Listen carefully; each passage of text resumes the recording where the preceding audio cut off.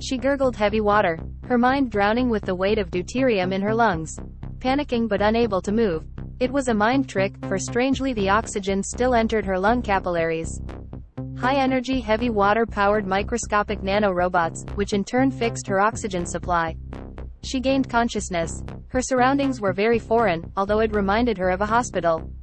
Sterile and cold. The icy steel table beneath Marie radiated back her own body heat.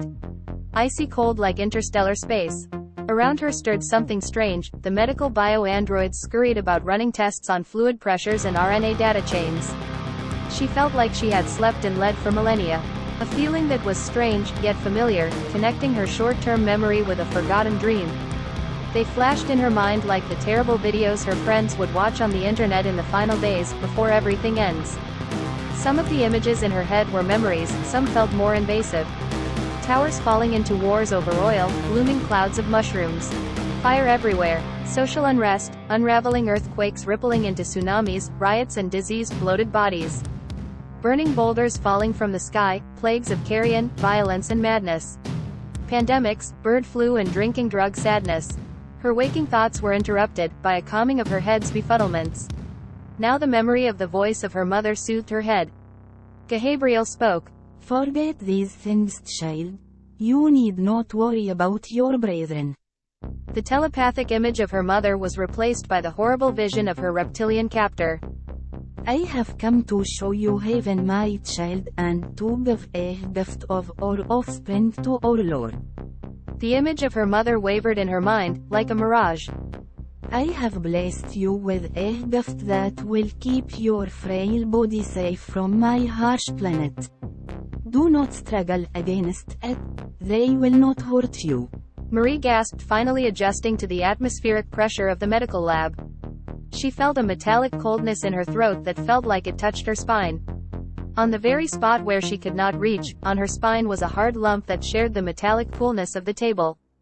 She felt the panic travel from her body to her mind, but it stopped. She felt nothing except her womb. It was a feeling she had felt once back on Earth during school. Only this time it felt right, for a very strange reason. It was the advice of her friend back home to abort the pregnancy. He was after all the father. It was their love child. Marie wept that day in the hospital after the abortion. She felt no love for her friend. The doctor had told her she would never have children again. She felt sick with the memories and emotion. She vomited a little with the thought. Gabriel smiled and croaked with satisfaction. The spacecraft silently zoomed through the solar system with ease. Its anti-gravity engine silent, as the biological androids deftly fidgeted away on the controls.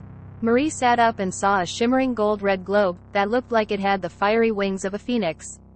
At first it was shrouded in a thick blanket of black hydrocarbon dust. Slowly coming into view it looked like a smoldering sun. It blazed to life when it reached perihelion. The image she saw was a hologram simulation of Inescapable as it journeyed to the inner solar system.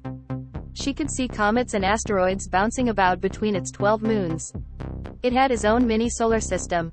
Gabriel was not in the room, but Marie could hear her voice talking in her head as if it were her own words. This is my home world, child. We approach it soon. The holographic image faltered as the pixels refracted with light. The image changed from Ex-Nibiru far off, to Ex-Nibiru close up and personal. We have harvested your world and many others, dating back to our antiquity. The Lord's harvest is far and wide for the gold we need for our atmosphere. Gold is the rarest element in all known reality. Gabriel's voice murmured through Marie's mind.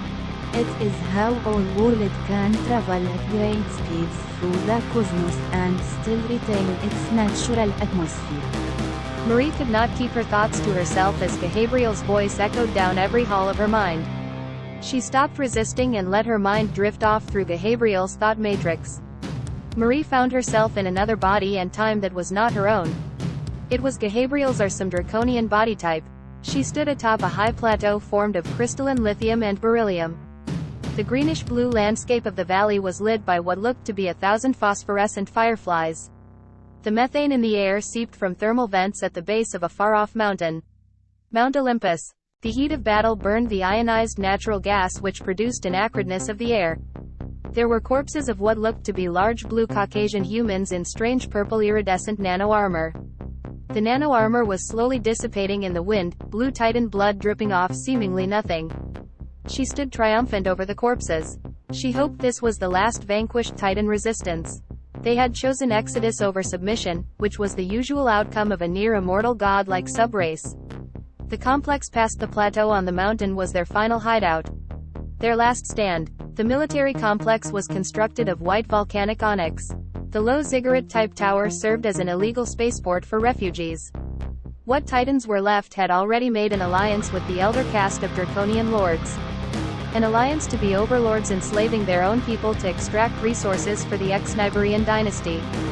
She was a champion in her younger days. The most prized fighter. She could block psi beams from machines or biological attackers, rip through nanomagnetic armor with a single tail thrust. Crush an immortal's fighting willpower simultaneously in multiple dimensions, time shift with a single thought. Lift thousands of times her own weight. Her very presence on the battlefield won wars without the shedding of any blood. But that was hundreds of thousands of years ago. The Draconian dominance had not been challenged for millennia.